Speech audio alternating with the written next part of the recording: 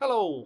If you've got a camper van with underslung tanks, that's for wastewater or cold water, and you've got the winter pack fitted, you might want a quick look at this video. If not, you can watch it anyway to see an old bloke mess about. You know, your choice. See you later. Right, first things first, I've got the van up on the ramps. It's got a chock under the front wheel. It's in gear and the handbrake's on.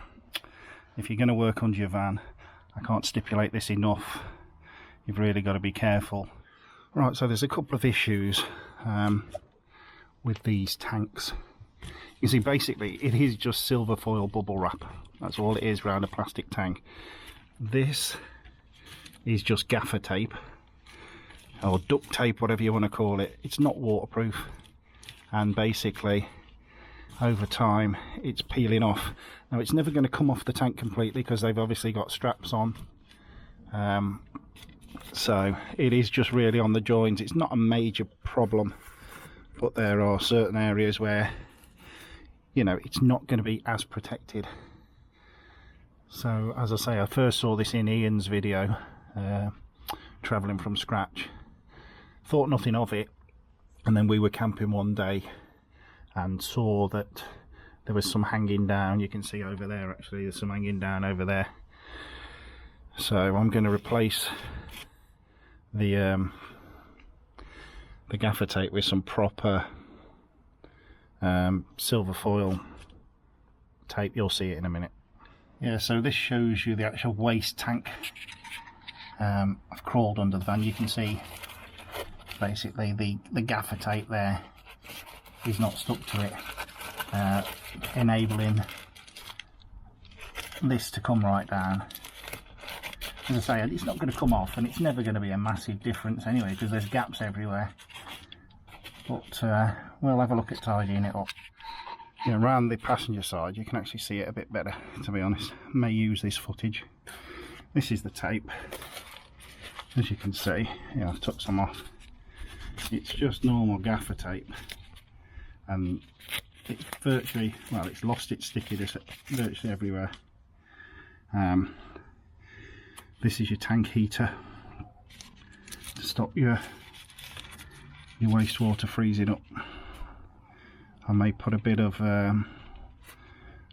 Vaseline or something on them connectors to stop them. You can see already the rubber's perishing, so I might have to do something about that. But yeah, just going to really recover these.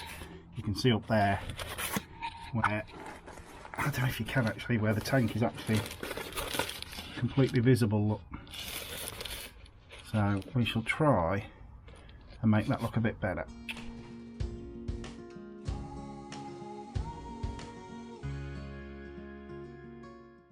Right, I don't know how that time lapse has turned out, but you can see now basically the silver foil tape is now on all the corners. I mean, like I've said, it can't come off anyway.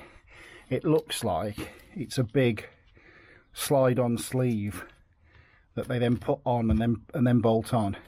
It just basically stops any little bits of drafts getting in, but like, you're never gonna seal that up. I mean, I could put some tape around there, but then it's gonna hamper access. And you've obviously got your sensors at the top there. That's obviously the sensor up there that tells you the waste tank is full. And then, as I've said, that's the waste tank warmer. I'd presume, I'll have to look, I'm going to clarify in a minute. I presume there isn't a warmer on the fresh tank because they're assuming you're always going to be running it. I'll have to have a look at that in a minute. But this, as I say, this is the waste tank. You can see the waste pipe goes out, and then your three feeds come in. Obviously you've got your sink, your shower, and your basin in the bathroom. So yeah, anyway, that's all on that one now. I'll spare you the detail of me sticking tape on the freshwater tank, and then we'll pick this video up when I do something with these connectors here. Right, so this is it done under the passenger side now. You can see up there. So waste tank's done, and the passenger side reach for the fresh tank. There's definitely nothing I can see here for heaters on this tank. That yellow wire might go somewhere, I'll have a look in a minute. If you're wondering what the slit is, this is a crude but I guess effective. When you fill the cold water tank up, there's obviously an overflow, and then the overflow must fill this silver foil jacket up with water, because occasionally, in fact you can see it's wet there, occasionally water comes out of there when I've filled the tank up. So yeah, crude but effective. So I'm going to go round the other side now, try and do something with that end there where the cold water feed drain comes out, and finish off that side. Right, so this is the driver's side of the cold water holding tank, your fresh tank. You can see this is where the tapes come off the most. Obviously when they slide this jacket on, they obviously have to cut it to make it fit these indentations for the filler pipe and stuff, and then they basically leave that section there just open. So I'm going to tidy that up a bit. Them yellow wires just go to the top of the tank. If there is a heater in there, it's maybe, oh no, tell a lie, blind as a bat, there is a heater on that tank as well.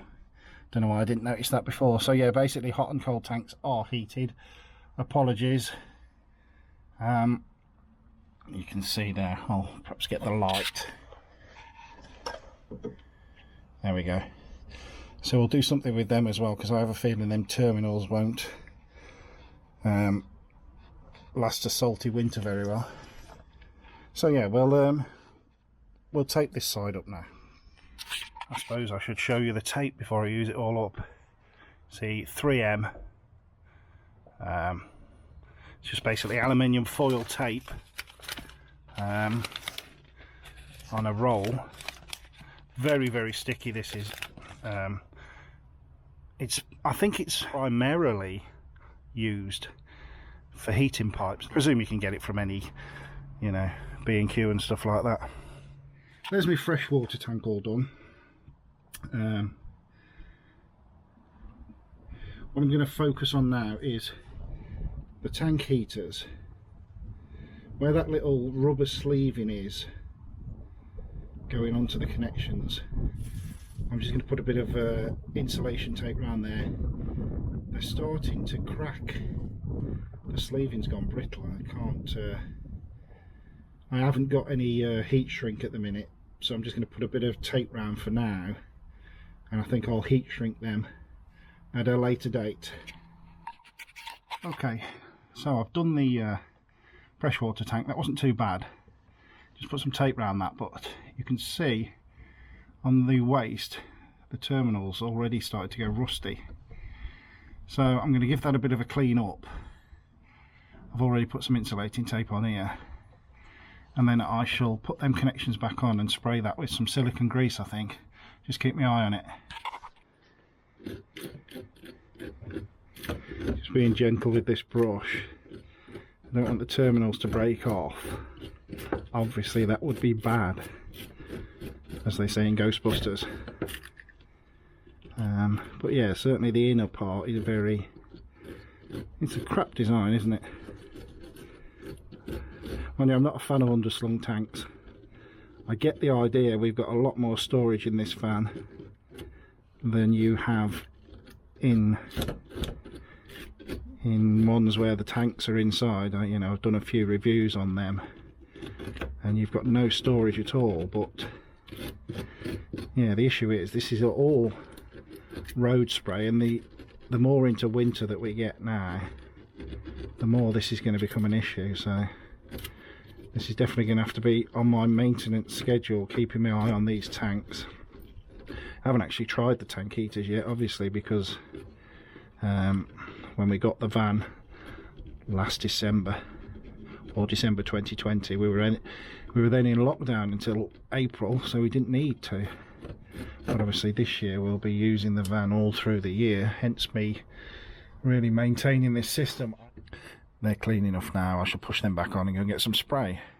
Okay, so I had to just crimp one of the connections up a bit. Once I'd cleaned the rust off, it actually was a bit loose then. Oh, there's a connection not clipped on there, look. Right, there we go. So I've got some spray grease, just white spray grease, water and heat resistance, contains PTFE, so it's basically silicone spray, silicone grease. I'm just going to give that a coating, and obviously it's not pretty stuff, but obviously keep the water off there. Do the other side, and Bob's your mother's brother. As you can see, other side is done. I shall now focus my attentions on my waste tap. The van came with these drain plugs. They're really thin bore. This is your fresh water, this is your waste, and it took forever to drain the waste, so I've replaced the waste with a wider bore tap. However, the diameter of the waste pipe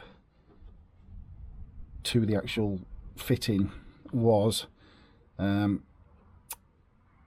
basically the same diameter. It was something like, I don't know, 15 mil or something, so I couldn't get it on, so I had to just cut a nick into the plastic sleeve, and this is just plastic, to slide it on, and it's dripping from there ever since. So I'm going to revisit this, probably put some silicone sealant around it, and then have another go and see if we can stop it dripping a bit.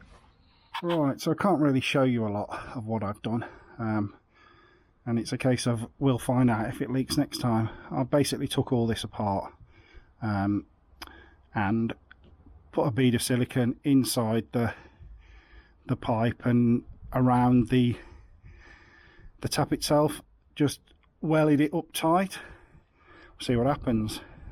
Fingers crossed it doesn't leak. If not, I'm going to have to get me a reducer to make this pipe fit that a bit easier.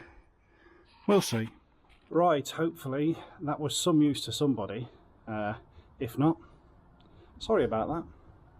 Go and watch Coronation Street or something. Bye.